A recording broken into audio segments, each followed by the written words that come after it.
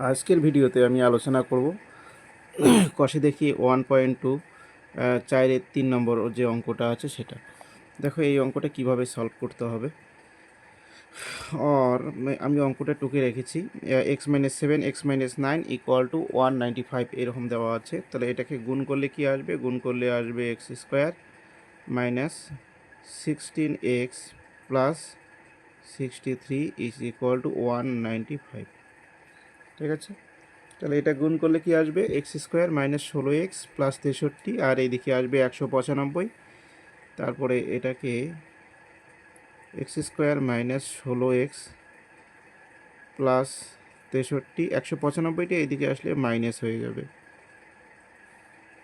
তারপরে লিখবে x square minus 16x minus 132, 195 থেকে 63 বিয়োগ করলে 32 আসবে। 3 আছে 5 মিল করতে 2, 6 আছে 9 মিল করতে 3, আর 1 তো থাকলোই। এখন এটাকে মধ্যসহগ বিশ্লেষণ যদি করি তাহলে কি আসবে? X square minus 22x plus 6x minus 132 equal to 0। তার মানে x square minus 22x plus 6x minus 132।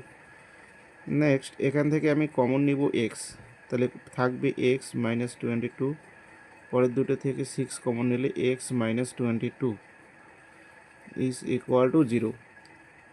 এবারে আসবে x minus 22 into x plus 6 equal to 0। দেখো দুটি রাশির গুণফল যদি শূন্য হয় তাহলে যে কোনো একটা অবশ্যই শূন্য হবে। হয় x minus 22 is equal to 0, either